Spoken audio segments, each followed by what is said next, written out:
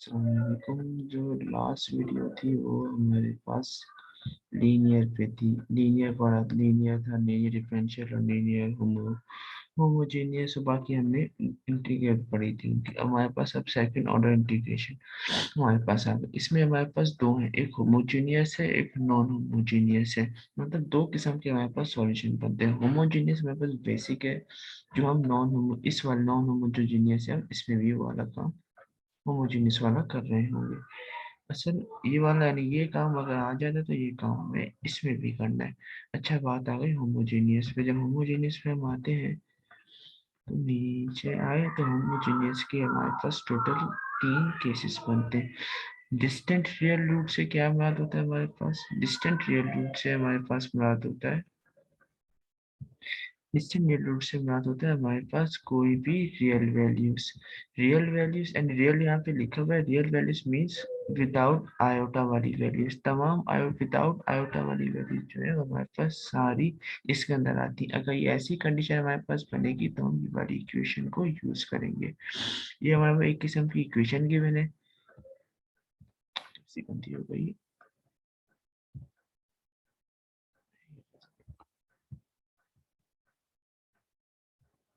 ये हमारे पास क्वेश्चन की इक्वेशन मौजूद है। अगर इसको हम सॉल्व करें, इसको सॉल्व करने से हमारे पास विदाउट आयोटा वाली वैल्यू आ रही है आंसर में, तो हमारे पास रियल रूट्स के अंदर आ जाएगा। रिपीटेड रूट से क्या हमारा आ जाता है, मतलब सेम ही रूट हमारे पास 2 बार आ रहा हो तो इसमें उनमें अप्रोक्सीमेटली सेम है, कोई ज्यादा फर्क नहीं है।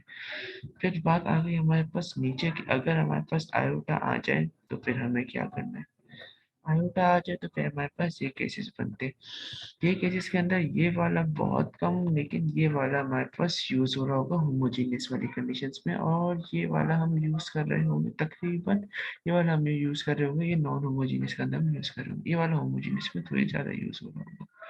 अच्छा, अब हमारे पास सवाल आ गए होमोजेनियस के। 3 क्वेश्चन है हमारे पास, ये तीन क्वेश्चन है। इन तीनों क्वेश्चन के अंदर हमारे पास क्या है? इन तीनों क्वेश्चन के अंदर हमारे पास तकरीबन ये तीनों कंडीशन हैं जो यूज हो रही है। अच्छा, इनमें हमारे पास जो ये है, ये जो सवाल, ये हमारे पास 3 क्वेश्चन मौजूद है। अब ये 3 क्वेश्चन के अंदर हमारे पास एक चीज और है, ये y का जो डेरिवेटिव है, ये हमारे पास क्या चीज है? y का डबल बार हमारे पास बराबर है एन स्क्वायर y के, जैसे हमारे पास ये लिखा हुआ। ये y का डबल डेरिवेटिव किसके बराबर है हमारे पास? एम स्क्वायर वाई के, इसके बराबर भी लिख सकते हैं। और y का जो सिंपल बार है हमारे पास एम वाई के बराबर है, एम वाई के बराबर है। ये 2 कंडीशन हमारे पास यहाँ हो गई। अब ये हो गई तो हमारे पास पहला क्वेश्चन आ गया। पहले क्वेश्चन के अंदर सबसे पहले हम आए, ये पहला क्वेश्चन, पहले क्वेश्चन के अंदर एक पूरा क्वेश्चन लिखा हुआ। तो सबसे पहले हमने क्या किया, जहाँ डबल वाई का बार है हमने वहां पे एम स्क्वायर वाई लिख दिया, जहाँ सिंगल बार था वहां पे हमने एम वाई लिख दिया, और यहाँ कोई बार ही नहीं है तो हमने इसको वैसे का वैसे लिख दिया। ये स्टेप ये वैसे का वैसे आ गई। अब यहाँ पे हमारे पास नॉर्मल फैक्टराइजेशन जो हम करते आ रहे हैं, नॉर्मल फैक्टराइजेशन हमने यहाँ पे करनी है। अच्छा, अभी हमने देखा कि यहाँ पे कॉमन है तो कॉमन निकाल के बाहर आ गया। अब यहाँ पे नॉर्मल फैक्टराइजेशन चल रही है। ये तो नॉर्मल हमारे पे किस्म से फैक्टराइजेशन है, मिडिल टर्म ब्रेकिंग हम यहाँ पे की है। ये मिडिल टर्म ब्रेक हुई, 2 3 6 हुआ, 6 बना। हमारे पास 6 को ऐसे तोड़ना है कि हमारे पास 5 बन जाए, तो हमने इसको उस तरीके से तोड़ दिया।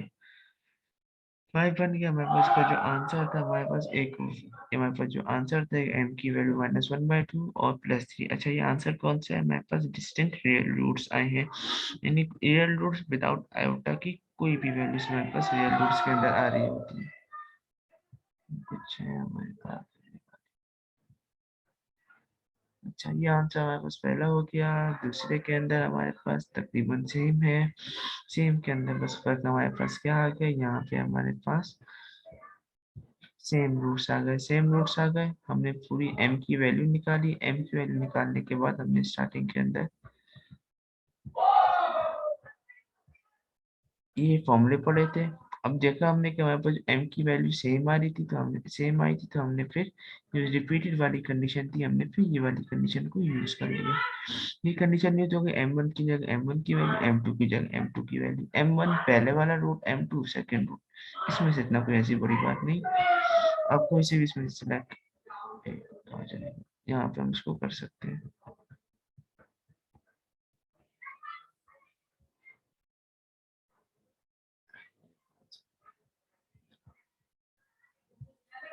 ये हमारे पास सेम रूट्स आ गए। अब क्वेश्चन नंबर 3 के अंदर हमारे पास चेंज क्या है, एक चेंज ये आया कि अब में ये टर्म थी, ये टर्म, इस टर्म के अंदर हमारे पास मिडिल टर्म ब्रेकिंग नहीं हो रही थी। अब 7 हमारे पास 7 × 1 पे आता है, और ये 7 बनता है, 7 आता है, और किसी टाइम में 7 नहीं आता, यहाँ पे मिडिल टर्म ब्रेकिंग नहीं हो रही, तो हमने यहाँ पे क्वाड्रेटिक का फॉर्मूला लगाया। इसका कोफिशिएंट a, इसका कोफिशिएंट विथ साइन b, और ये हमारे पास कांस्टेंट c।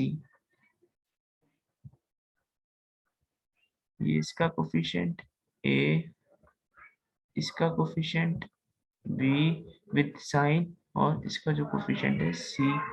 यहाँ पे a b c की वैल्यूज हमने पुट कर दी है, और साइन भी हमारे पास काउंट होगा।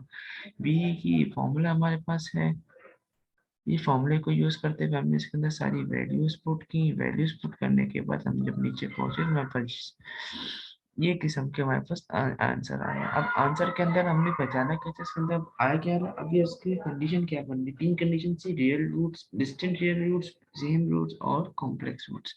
कॉम्प्लेक्स रूट्स या इमेजिनरी रूट्स हमारे पास।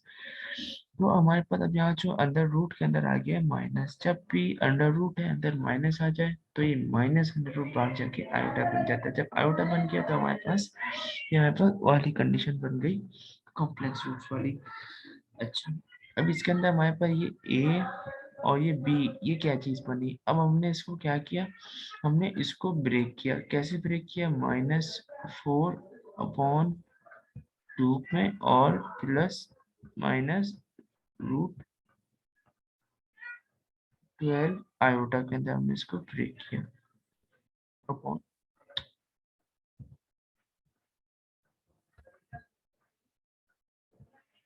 इसके अंदर हमने इसको ब्रेक कर दिया। अब ये हमारे पास क्या बन गया, इसको, इस पूरी को हमने यहाँ पे ए कहा, और इस पूरी वाली को हमने यहाँ पे बी कहा। अच्छा, ऊपर बी भी आ रहा था, ये और बी हमारे पास दो बार आ रहा है। ऊपर वाला ए और बी हमने काउंट ए बी सी जो था वो हमारे पास क्वाड्रेटिक इक्वेशन के फॉर्मूले लगाने के लिए यूज किया था। अब जो हम काम कर रहे हैं, अब हम ये काम कर रहे हैं इक्वेशंस के लिए। अब जो हमारे पास नॉर्मल जो इक्वेशन है उसके लिए काम कर रहे हैं, जिसकी वजह से हमने जो ए है, यहाँ से ए रियल रूट है हमने वो निकाला, और फिर इसी तरह से हमने यहाँ से बी को एक इमेजिनरी रूट निकाला, ये आ गई। फिर यहाँ पे हमने ये जो वैल्यू है हमने यहाँ पे उसकी वैल्यू पुट कर दी। अब ये फॉर्मूला कहाँ से आया, फॉर्मूला ऊपर गए, ऊपर ऊपर ऊपर ऊपर, ये ये रहा हमारे पास फॉर्मूला। इसके अंदर हमने ए की जो वैल्यू निकाली थी वो ए की जगह ए की वैल्यू आ गई, और अब बी की जो वैल्यू हमने कॉम्प्लेक्स रूट के जरिए से निकली थी हमने बी की जगह बी की वैल्यू पुट कर दी। हमारे पास यहाँ पे किस्म आंसर हमारे पास आ गया। यही सवाल, ये हमारे पास का जो सवाल था, हमारे पास सवाल आ गया। सही, हमने वैल्यूज उठाई, बी में आयोटा को काउंट नहीं किया, आयोटा वाली हमारे पास बाहर चली गई। ये real roots and complex root वाली की कहानी है। अब नीचे जो हमारे पास सवाल है, ये सवाल पूरा वही है जिससे हमने ऊपर करते थे आ रहे हैं, बस चेंज किया हुआ है हमारे पास, ये कंडीशन चेंज आई है।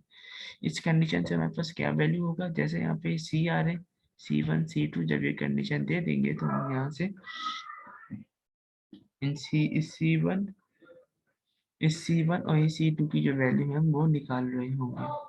बस हमारे पास इतना फर्क पड़ता है इन सवाल, अब इन सवालों से बाकी जो काम है हमने वही ऊपर वाला करना है। हम यहाँ आए हमने, ये वाली क्वेश्चन मौजूद था। अब ये y का स्क्वायर बराबर y के डबल डैश m के बराबर सिंगल डैश एक m के बराबर, और इसके बाद कोई इनको y के बराबर, y कॉमन, हमने यहाँ पे हमने यहाँ पे इसका y कॉमन हो गया, सिंपल इक्वेशन बना दी। अब यहाँ पे फैक्टराइजेशन करते हुए हमने m की दो वैल्यूज निकाल दी। m की दो वैल्यूज निकाली, m की जो वैल्यूज आई थी रियल एंड डिस्टिंक्ट आई थी, एंड कोई भी रियल नंबर विदाउट आयोटा, तो हमने फिर वाली जो कंडीशन गिवन थी होमोजेनियस के अंदर पहले हमने वाली फॉर्म में यूज कर दी। यहाँ तक हमारा काम, अगर वैल्यूज ना देते तो यहाँ तक हमारे पास आंसर आ गया। अब हमने वैल्यूज दे दी तो हमें एक एक्स्ट्रा काम करना पड़ेगा। अब एक्स्ट्रा काम के अंदर हमने क्या किया, हमने ये जो वैल्यूज है, हमने ये वाली जो वैल्यूज हमने ये पुट की है, तो जब किसके अंदर पुट की है अभी, जब ये हमने देखेंगे ये हमने पुट की इस इक्वेशन के अंदर। अच्छा, एक चीज है यहाँ पे, एक बार y पे डैश नहीं है और एक बार y पे डैश है। अच्छा, ये y का डैश है क्या, ये हमारे पास dy अपॉन dx है। मीन्स हमने एक बार जो y सिंपल है, ये वाला सिंपल, हमने इसके अंदर y की जगह y की वैल्यू और x की जगह हमने x की वैल्यू पुट कर दी, बाकी जो काम है हमारे पास सेम हो गया। अभी डबल y के लिए हमने क्या किया, हमने इस वैल्यू का, यानी ये जो हमें मिली है, हमने इसका डेरिवेटिव लिया, हमने डेरिवेटिव के अंदर पावर कम हो रही होती है, हमने यहाँ पे इसका डेरिवेटिव लिया, फिर उस डेरिवेटिव जो है उसके अंदर फिर हमने जो ये वाली जो वैल्यूज है हमने पुट की है। हम पहले सिंपल आ गए के अंदर y की वैल्यू, यहाँ पे y की वैल्यू 0 है और x की वैल्यू ये 1 है, y इज इक्वल टू 0 और x इज इक्वल टू 1, हमने यहाँ पे पुट कर दी वैल्यूज, तो हमारे पास एक किस्म से यहाँ पे इसका आंसर आ गया। फिर हमने इस वाली कंडीशन के लिए काम करना है, तो हमने इसका एक डेरिवेटिव लिया, c1 है, एक कांस्टेंट है, जब किसी काम का हम करेंगे।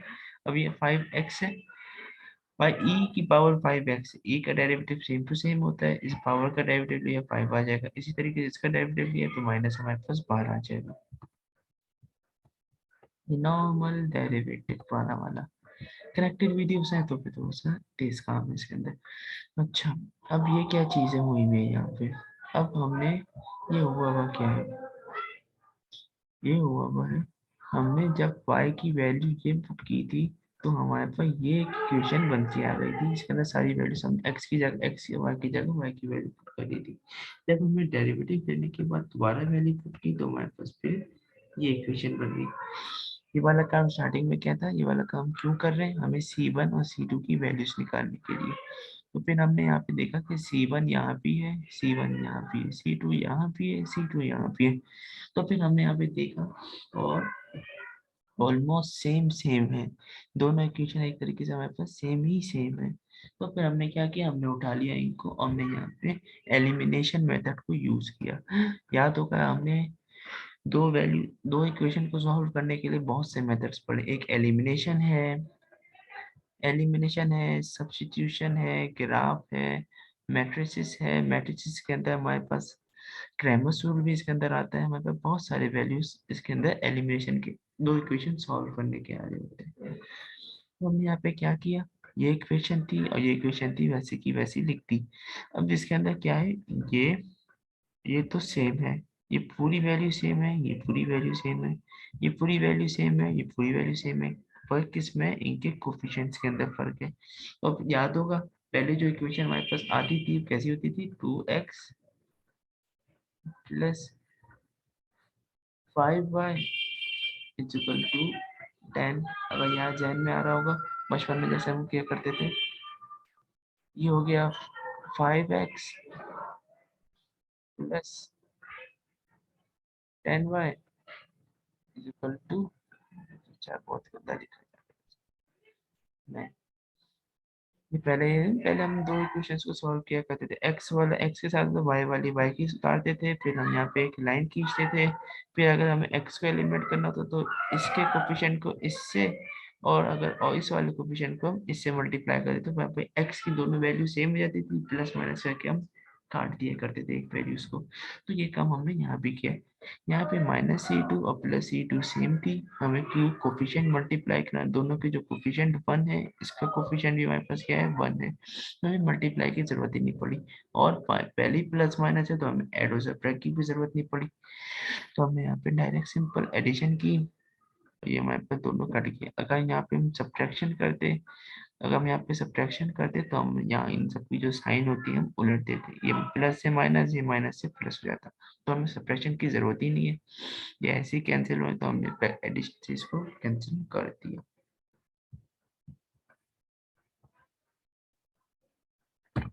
हमने इसको कैंसिल कर दिया, कैंसिल करने के बाद हमारे पास ये वाली वैल्यूज थी जो बची, ई ये पूरी सेम है, ये पूरा सेम है, कोफिशिएंट्स का 1, 5 प्लस 1 6 हो गया, ये 2 हमारे पास आ गया।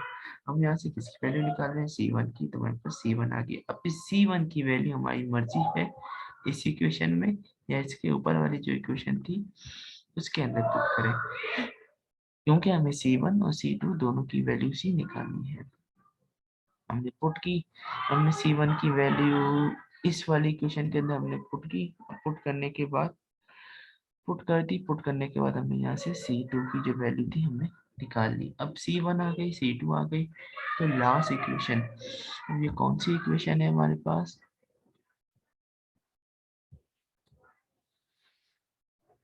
अब ये कौन सी इक्वेशन है, y, ये हम ऊपर आए ऊपर आए ऊपर आए ऊपर आए, ये वाली इक्वेशन। अब हमने यहाँ से C1 की वैल्यू भी निकाली और C2 की भी वैल्यू निकाली, तो हमने इस इक्वेशन के अंदर C1 और C2 की वैल्यू पुट कर देनी है और हमारे पास जो आंसर है वो आ जाएगा। और नीचे का जो आंसर है हमारे पास C2 आई, वैल्यूज पुट की हमारे पास, यहाँ पे इसका आंसर आ गया। ये आंसर आ गया, तो पहले वहाँ पे जो यहाँ तक जो काम है हमारे पास नॉन होमोजीनियस का, जो सॉरी होमोजीनियस का काम हो गया, जिसके अंदर हमारे पास जो कांस्टेंट के बाद जो क्या होता है हमारे पास जीरो होता है। ये सारा काम हमने पास सिंपल सा है, कब करना है, यानी सिर्फ यही काम सिंपल कब करना होगा, जिसकी शर्त क्या है हमारे पास, इज इक्वल टू के बाद जो क्या है हमारे पास जीरो होना चाहिए। जैसे यहाँ पे इन सब में जीरो है तो हमारे पास जो सवाल है ऐसे ही हो जाएगा, हमें कुछ और करने की जरूरत नहीं। लेकिन जब जीरो ना हो तो फिर हमें नॉन होमोजीनियस के अंदर सवाल जाएगा, तो फिर नॉन होमोजीनियस के अंदर सवाल करने, नॉन होमोजीनियस के अंदर सवाल करने की हमारे पास फिर तीन कंडीशन आ जाती है। ये तीनों कंडीशन डिपेंड किस पे करती है, ये हमारे पास डिपेंड करती है कि हमारे पास जो कांस्टेंट है ये कांस्टेंट कैसा है। अगर ये कांस्टेंट हमारे पास पॉलिनोमियल, पॉलिनोमियल मतलब इक्वेशंस के अंदर मौजूद है, तो हमारे पास इक्वेशन इतनी एक, हमारे पास चार किस्म की इक्वेशन है। एक इक्वेशन हमारे पास यानी सिंपल कांस्टेंट हो, कांस्टेंट से मीन्स से भी जैसे 6 है, एक कांस्टेंट वैल्यू से कोई वैल्यू नहीं है तो हमारे पास 5p इक्वल टू हमारे पास एक के बराबर हो जाएगा। लेकिन अगर कोई लीनियर आ जाए, लीनियर से मतलब क्या हो गया, 2x प्लस 1 कुछ भी आ गया, तो हमारे पास फिर लीनियर के अंदर लीनियर की जो कंडीशन है हम उसको यूज कर देंगे। हम लीनियर के अंदर लीनियर की कंडीशन यूज कर देंगे, और अगर हमारे पास क्वाड्रेटिक आ जाए, जब क्वाड्रेटिक आ जाएगी, क्वाड्रेटिक से क्या बात हो जाएगा हमारे पास, जैसे पीछे हमारे पास जो पीछे पूरी होमोजीनियस हमारे पास किसका सवाल था, एक्स का स्क्वायर प्लस 2y प्लस 10, ऐसे पीछे एक सवाल किया था, ये जो सवाल है हमारे पास वैसे का वैसे ही बन जाएगा। ये जब एक ये सारी काम हम क्यों कर रहे हैं, पहले वाला जो पार्ट था इसके अंदर हमारे पास सिर्फ होमोजीनियस थे, होमोजीनियस मीन्स कि हमारे पास ये जो जीरो से तो हमें कोई काम करने की जरूरत ही नहीं थी, हमारे पास सिंपल जो काम हो रहा था। लेकिन अगर अब हमारे पास जो कांस्टेंट है, ये जो वैल्यूज है, यहाँ कोई अगर वैल्यू आना शुरू हो जाए तो फिर हमें ये वाले काम करना शुरू करने। पहले पॉलिनोमियल, पॉलिनोमियल से मीन्स क्या हो गया हमारे पास, पॉलिनोमियल से मतलब हमारे पास कोई इक्वेशन टाइप की कोई चीज हमें मिले, अगर सिर्फ कांस्टेंट है तो हम ए सपोज करेंगे, कोई लीनियर है यानी ए एक्स प्लस यानी 3x+5 3x+9 9x+2 तो हम ये वाली इक्वेशन सपोज करेंगे। अगर कोई क्वाड्रेटिक है, क्वाड्रेटिक मीन्स कोई भी टर्म हमारे पास स्क्वायर में है तो हम पूरी टर्म को ये सपोज करेंगे, अगर कोई टर्म क्यूब में है तो हम पूरी टर्म को फिर ये सपोज करेंगे। अच्छा, पहले हमारे पास यहाँ पे सिंपल कांस्टेंट है, अब कांस्टेंट है तो हमने सबसे पहले तो कांस्टेंट को हमने छोड़ दिया, बाद में हमने उठाया ये, इसको निहार से हमने यहाँ पे पूरी सॉल्यूशन की। अच्छा, एक चीज और ऊपर आ जाते हैं, एक चीज और है ऊपर क्या है हमारे पास, ये अब ध्यान में रखिए क्योंकि ये काम हमें कब करना है, जब हमारे पास इज इक्वल टू के बाद कोई वैल्यूज आ रही हो, तो ये कंडीशन है। वाई सी पहले वाली कंडीशन होती है हमारे पास, वाई सी यहाँ पे हमारे पास क्या है,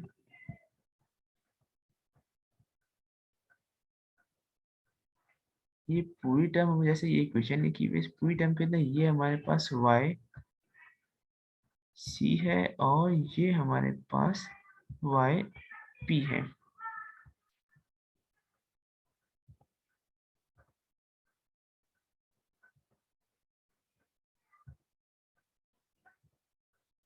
ये हमारे पास क्या है, ये हमारे पास कंडीशन है वाई पी की कंडीशन मौजूद है। ये वाई सी है और ये कांस्टेंट के बाद जो है हमारे पास ये वाई पी है।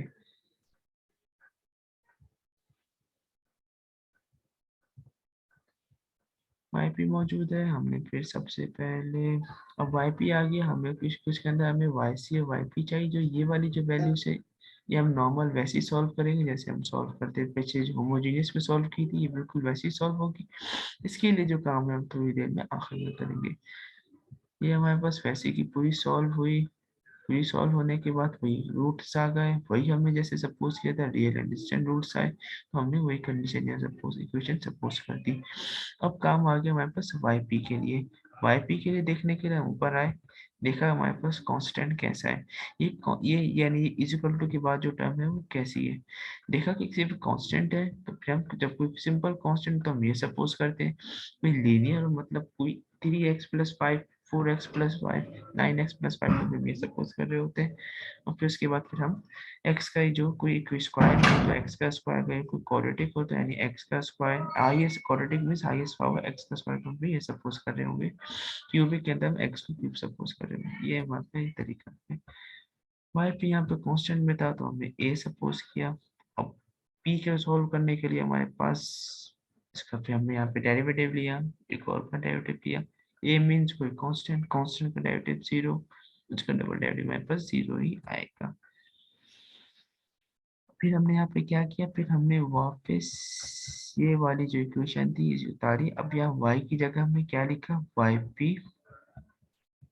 yp का डबल डैश yp और yp सिंगल डैश। फिर yp के डबल डैश की जगह yp की वैल्यू और yp के डबल डैश की जगह yp, सिंगल डैश की जगह सिंगल और yp की जगह yp की वैल्यू हमने यहाँ पे पुट कर दी।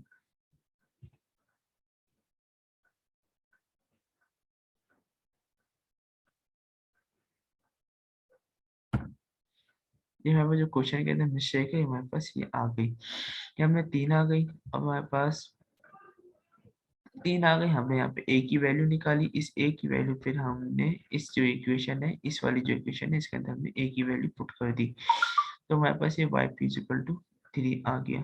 तो yp निकल आया, yc हमने वो नॉर्मल तरीके से हमने yc निकाला, yc निकल आया, yp निकल आया। आखिर में हमने जनरल इक्वेशन के अंदर इन दोनों को वैल्यू पुट कर दी, हमारे पास आंसर आ गया। ये क्वेश्चन नॉर्मल। अब ये हमारे पास आ गया लीनियर के लिए। हमने ये टर्म पूरी वैसी की वैसी उठाई, जैसे जैसे हम उठाते हुए आए थे वैसे ही सॉल्व हुई। और ये वाला काम हमारे पास फिर वैसे का वैसे अलग तरीके से सॉल्व होगा। अब उसको अभी देखना ही नहीं है, पहले हमने ये देखा कि आराम से सॉल्व हो गई। सॉल्व हो गई, हमारे पास दो वैल्यूज आ गई, हमने कंडीशन पुट कर दिया yp के लिए। yp के लिए यहाँ पे एक लीनियर टर्म थी तो लीनियर के लिए हमने यहाँ पे लीनियर को लिखा और फिर हमने इसका यहाँ पे डेरिवेटिव लिया। इस पूरी टाइम b एक कांस्टेंट है तो कोई इसका नहीं होगा, इसका डेरिवेटिव लिया a आया, इसके कोऑर्डिनेट मतलब 0 आ गया। डेरिवेटिव आया, फिर वही वाला काम किया हमने। ये जो इक्वेशन हमारे पास थी इस इक्वेशन के अंदर हमने कौन सी इक्वेशन, ये जो क्वेश्चन की इक्वेशन थी इसके अंदर हमने काम किया ये वाली क्वेश्चन काम किया। ये वाली जो क्वेश्चन थी इसके अंदर वाई स्क्वायर की जगह वाई पी, वाई डैश की जगह वाई पी, वाई की जगह हमने वाई पी सपोज किया। फिर हमने सारी वैल्यू यहाँ पे सपोजिशन की, सपोज कर ली। सपोज हो गया वाई पी की जगह वाई पी की वैल्यू हो गया।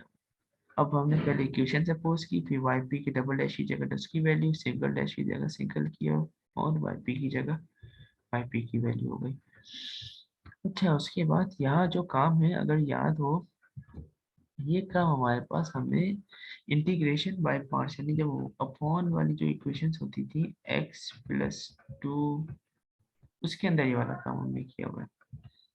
अब जो काम हम करेंगे जैसे हमारे पास होती थी x+5 है, इसके अंदर हमने ये वाले काम किए हुए। अब जो काम हम यहाँ करेंगे, अच्छा इसमें हुआ हुआ क्या है,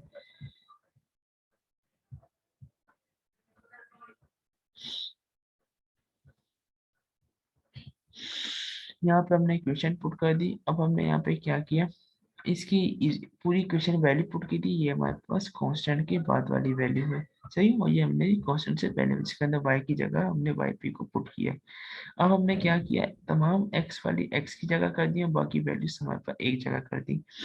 x वाली कहाँ है, यहाँ ये, और बाकी जो वैल्यू हमारे पास ये है। तो हमने क्या किया, जो x वाली है x वाली को कंपेयर कराया, ये लिख दिया हमने। फिर हमने कैंसिलेशन करके बाकी हमने यहाँ से a की वैल्यू, जैसे x से x काट दिया, 16 से 24 कट जाएगा, a के हमारे पास निकल आएगा। उसके बाद फिर यहाँ पे क्या है, कांस्टेंट, ये पूरी वैल्यू कांस्टेंट है और ये पूरी वैल्यू कांस्टेंट है, तो इन दोनों को हमने प्लस करके इस कांस्टेंट के बराबर कर दिया।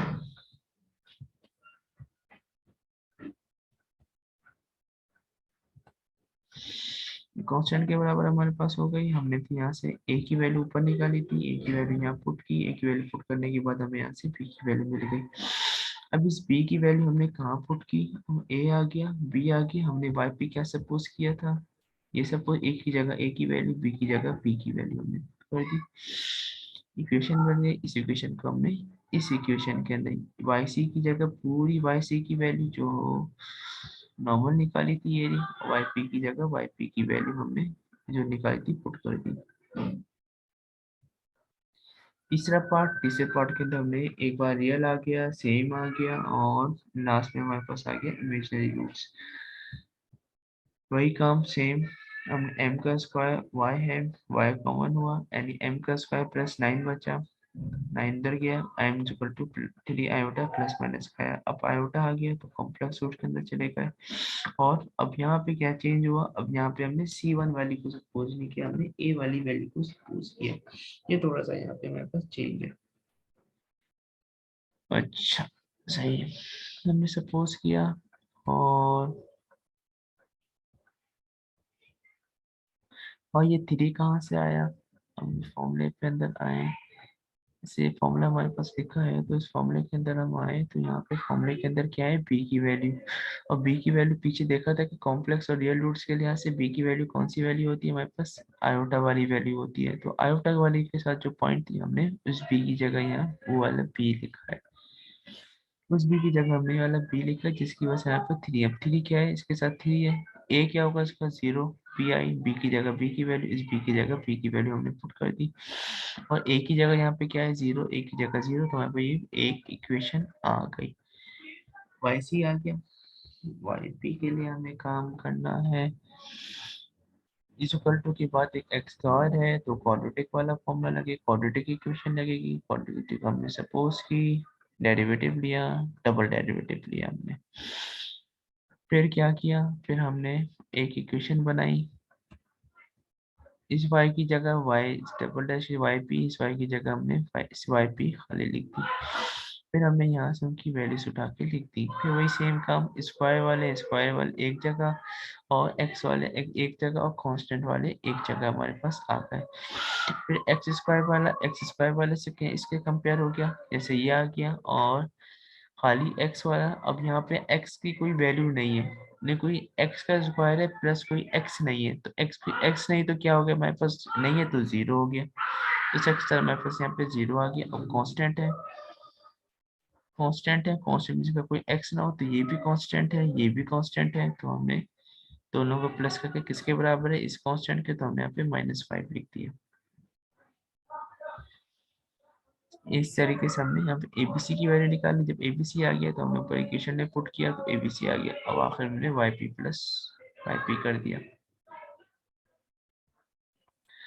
लास्ट हमारे पास ये आ गया। इसके अंदर हमने यहाँ पे क्या किया, अब इसके अंदर वही वाला सवाल, बस चेंज किया कि हमें वैल्यूज पुट करनी है, हमें इस वैल्यूज पुट करनी है, तो हमें यहाँ पे कोई ना कोई वैल्यू चाहिए होगी। पहली वाली टर्म वैसे की वैसी सॉल्व हुई, इक्वेशन आ गई। सेकेंड वाली टर्म हमने तकरीबन वैसे की वैसी सॉल्व की, ए भी निकाला, बी भी निकाला, वैसी सॉल्व हो गई। ए आ गया, बी आ गया, सी आ गया, और फिर हमने yp की जगह yp की वैल्यू हमने पुट कर दी। ए की जगह ए की वैल्यू, बी की जगह बी की वैल्यू, सी की जगह सी की वैल्यू, जो काम बिल्कुल सेम ऊपर किया है, सेम काम यहाँ पे होगा। अब क्या हुआ, अब वैल्यूज पुट करनी है। अब हमने वैल्यूज पुट करनी है, तो ये हमारे पास वैल्यू आई थी, इक्वेशन आई थी, यानी y की इक्वेशन ये आई है और y की वैल्यू क्या है हमारे पास ये है। एक बार y की वैल्यू सिंपल है, हमने इसके अंदर पुट कर दिया। अब यहाँ पे पुट करें तो C1 की और C2 की वैल्यू हमें चाहिए, जिसकी वजह से हम ये काम सारा कर रहे हैं। y में पुट की, फिर y का एक बार डेरिवेटिव लिया, e है -x से -बार आ गया, 3x है 3 बार हो गया, सेम वैल्यू आ गई। 2x का स्क्वायर, इसका डेरिवेटिव 2x कांस्टेंट बाहर हो गया, डेरिवेटिव लिया सिंपल सा और यहाँ पे वैल्यूज पुट की। वैल्यूज पुट करने के बाद हमारे पास फिर वैल्यूज पुट की। अच्छा, यहाँ पे एक चीज खास और क्या है, e की पावर 0 हो जाए तो आंसर क्या हो जाता है हमारे पास 1। तो हमारे पास दो इक्वेशन, एक इक्वेशन ये हो गई, फिर हमने इस वाली इक्वेशन का डेरिवेटिव लिया, ये जो डेरिवेट वाली इक्वेशन इसका हमने फिर इसके अंदर फिर हमने ये वाली जो वैल्यूज थी हमने कर दी। ये एक्स, ये हमारे पास वाई डैश की वैल्यू है, ये एक्स की वैल्यू है, पुट कर दी हमारे पास यहाँ पे ये एक इक्वेशन आ गई। एक इक्वेशन ये है, एक इक्वेशन ये हो गई। अब इन दो इक्वेशन के हमारे पास वही वाला काम जो पीछे किया था, सेम सेम रिपीटिशन है इसके अंदर, कोई ज्यादातर नई चीज इसके अंदर जो थी वो हो गई, रिपीटिशन है। अब इसके कांस्टेंट है, दो इक्वेशन है, अब कांस्टेंट सेम करना है और एलिमिनेशन मेथड हमने यहाँ पे सिंपल सा यूज किया। यूज करते हैं हम यहाँ पे C1 और C2 की वैल्यू निकाल ली। C1 काट दिया, C2 की वैल्यू आई, C2 की वैल्यू को किसी एक इक्वेशन में पुट कर दिया, हमारे पास C1 की वैल्यू आ गई। फिर ऊपर आए, ऊपर आने के बाद ये जो इक्वेशन थी, इस इक्वेशन के अंदर हमने C1 की जगह C1 की और C2 की जगह C2 की वैल्यू पुट कर दी, हमारे पास जो आंसर था ये आंसर आ गया। अच्छा, अब ये क्या काम है, ये पूरा काम हमने कब करना है, जब हमारे पास इज इक्वल टू के बाद कोई पॉलिनोमियल, कोई इक्वेशन टाइप बननी है। अगर हमारे पास एक्सपोनेंट पे आ जाए तो काम चेंज है, और कोई अगर हमारे पास साइन की वैल्यू आ जाए तो हमारे पास जो काम है फिर भी चेंज है। अब ये दो काम हमें ट्रिग्नोमेट्रिक एंड ट्रिग्नोमेट्रिक आ जाए तो कोई ये काम है, फिर ये आ जाए तो ये काम। अब लास्ट पर, अब अगले वाले में हमें यही काम करना है, जब y के बाद एक्सपोनेंशियल आ जाए वही पे क्या करना है। पहला स्टेप, वाई सी सेम है, कुछ चेंज नहीं है इसके अंदर, बस वाई पी के अंदर हमारे पास चेंज आ गया। वाई पी इतना शोर है यार। अब ये वाई पी आ गया, वाई पी के अंदर क्या आ गया, E is equal to 5t, जैसी की जैसी इक्वेशन थी वैसी की वैसी हमने वो उतार दी।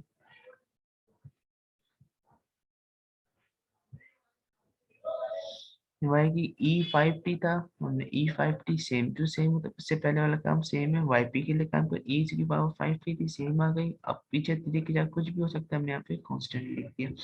एक यहाँ पे कंडीशन है, वो कंडीशन अभी यहाँ यूज नहीं हुई है लेकिन वो यूज होगी।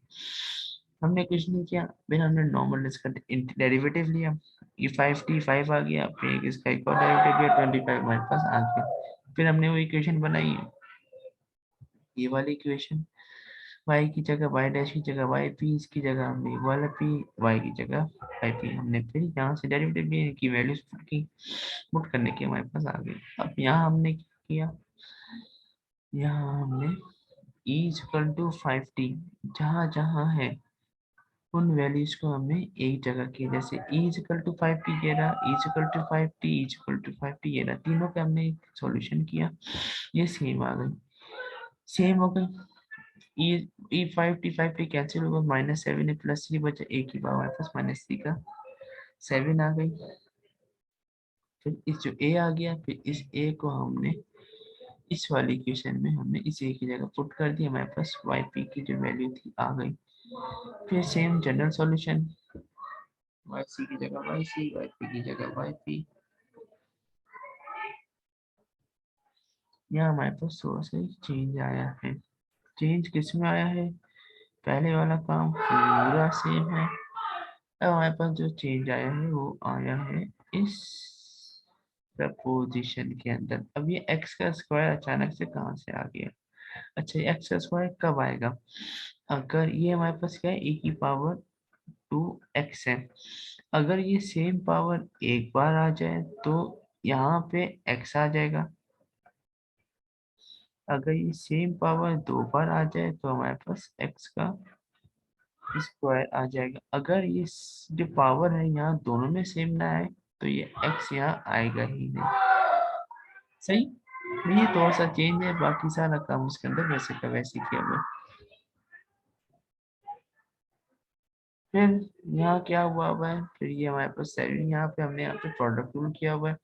प्रोडक्ट रूल यूज करके हम डेरिवेटिव ले लें, प्रोडक्ट रूल हमने यहाँ पे यूज किया हुआ है, तो हमने यूज करते हुए क्वेश्चन लिख दी। अब यहाँ पे हमें डबल डेरिवेटिव लेना है, तो यहाँ भी प्रोडक्ट रूल लग रहा है और यहाँ भी प्रोडक्ट रूल लग रहा है, तो हमने दो बार प्रोडक्ट रूल यूज करते हैं, हमारे पास डबल डेरिवेटिव आ गया। डबल डेरिवेटिव आ गया तो हमने वापस इस इक्वेशन को yp की इक्वेशन में लिखा और फिर yp की जगह yp डबल डैश की जगह डबल डैश की वैल्यू, सिंगल की जगह सिंगल, बाकी तमाम वैल्यूज हमने पुट की, कैंसिलेशन की। करने के बाद हमारे पास ये नॉर्मल वैल्यूज थी, आगे e की पावर 2x, e की पावर 2x से कैट गई, जो बचे हमने फिर उसका जो काम है हमने उसको यूज किया। a की वैल्यू आ गई, a की वैल्यू गई ऊपर जो हमने सपोज की थी, इस a की जगह a की वैल्यू हमने डाल दी, एक ही जगह एक ही वैल्यू हमारे पास आ गई, हमारे पास बाकी जो चीज थी हमारे पास सेम हो गई।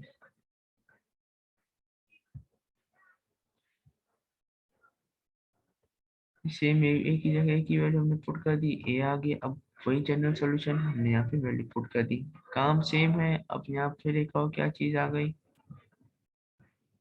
ये आ गई। अब तो ये बात जहन में भी आ गई होगी, तो हम क्या करेंगे, इसमें C1 और C2 की वैल्यू निकालने, याद हो गया होगा पहले हमने भी ये काम किया हुआ है। y पहले y सिंपल है तो पहले हमने ये वैल्यू पुट की, y की वैल्यू क्या है 2, x की वैल्यू क्या है 0, y की वैल्यू 2, x की वैल्यू यहाँ 0, e की पावर 0 1 होता है हमारे पास।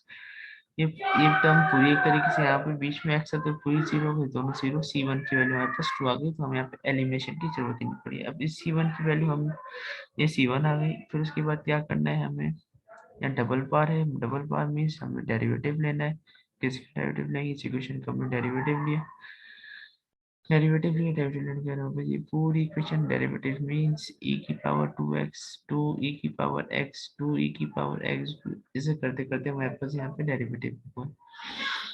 अब यहाँ क्या है हमारे पास, दो वैल्यूज हैं, प्रोडक्ट रूल यूज हुआ, यूज करते हैं यहाँ पे ये दो टर्म हमारे पास एक्स्ट्रा यहाँ पे आ गई, हमने यूज किया। फिर हमने वही वाली वैल्यूज पुट की, वैल्यूज पुट करने के बाद हमारे पास अचानक से C2 की वैल्यू भी खुद ब खुद आ गई। अगर यहाँ C2 की वैल्यू C1 की वैल्यू नहीं आ रही तो हम एलिमिनेशन मेथड को यूज करते हुए इक्वेशन आती, C1 आ गया, C2 आ गया, इस इक्वेशन के अंदर पुट की, hence the answer is get, we get the answer, we got the answer। अब yp थर्ड केस हमारे पास आ गया, yp किस में चला जाए, ट्रिग्नोमेट्रिक में। जब ट्रिग्नोमेट्रिक के अंदर आ जाए तो हम yp जो होगा तो हम फिर ये ही सपोज कर रहे हैं, अब ये वही yp मेरे पास सपोज होगा जब ट्रिग्नोमेट्रिक के अंदर मेरे पास कंडीशन आ जाए। ट्रिग्नोमेट्रिक के अंदर आ गई, पहला वाला काम वैसे का वैसे सेम, नो चेंज। yp निकालना है, yp निकालने के लिए जो अब एक इक्वेशन है जो हम उसको सपोज कर रहे होंगे, कोई इसके अंदर चेंज नहीं है। ये हमारे पास सपोजिशन इसकी हो रही होगी। हमने इसका डेरिवेटिव लिया, साइन का डेरिवेटिव कॉस हो गया, कॉस का डेरिवेटिव मेरे पास साइन आ गया, फिर डबल डेरिवेटिव लिया, फिर ऊपर वाली जो इक्वेशन थी y की जगह y डबल डैश की जगह डबल डैश, फिर p वैल्यूज पुट की, yp की जगह yp, y की जगह yp, साइन एक्स वाले साइन एक्स वाले सारे एक जगह, कॉस एक्स वाले सारे एक जगह हो गए। साइन एक्स वाले साइन एक्स, इसका कोफिशिएंट क्या है 1, ये हमने साइन एक्स लिख दी, 2 भी साइन एक्स, और ये कॉस एक्स के साथ कॉस वाला कोई नहीं था तो इसकी वैल्यू हमारे पास 0 आ गई, 0 यहाँ पे हमारे पास आ गई। अब वाई पी है, ए अब कोई वापस इक्वेशन लिखी, ए की जगह ए की वैल्यू, बी की जगह बी की वैल्यू, इक्वेशन आंसर। अब यहाँ भी हमारे पास जो पहले वाले क्वेश्चन में चीज थी जिसके अंदर हम कर रहे थे कि अगर सेम हो जाए, चलो अभी बात नहीं है तो हम अभी नहीं देखेंगे। साइन आ गया, ट्रिग्नोमेट्री आ गई, वही हम यहाँ पे सपोज कर रहे होंगे।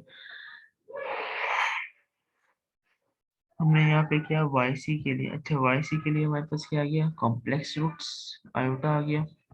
कॉम्प्लेक्स रूट वाली हमने इक्वेशन सपोज की, एक ही जगह इसके साथ कुछ नहीं था, 0 आ गई। बी हमारे पास आयोटा के साथ क्या है, 1 है, तो यहाँ पे हमारे पास 1 1 एक 1 1 हमारे पास यहाँ पे आ गया। इस छोटे वाले बी की जगह ए और बी हमारे पास वैसे के वैसे ही आएंगे। YP, अब YP की बारी आ गई। YP के अंदर क्या चेंज है, इसका मतलब क्या होगी, एक चीज क्या समझ में आ रही है, जो हमारे पास पावर होगी, जो थीटा की वैल्यू होगी, ऊपर वाले पहले वाले में एक्स ही तो एक्स था, यहाँ पे ऊपर 2x थी, कहाँ है ये 2x है, तो 2x की जगह 2x हमारे पास आ गया।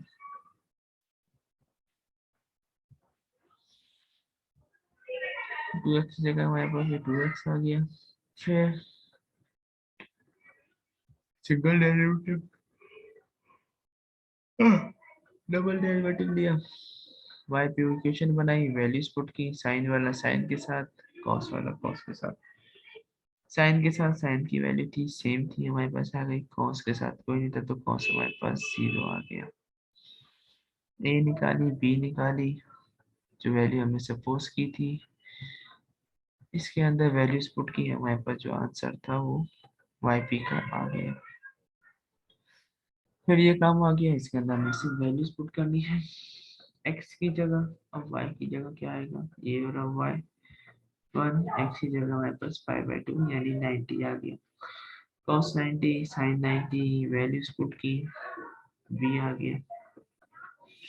अब पहले वाले में हम क्या निकाल रहे थे, C1 C2, अब यहाँ पे हमारे पास क्या निकल रहा है, a और b।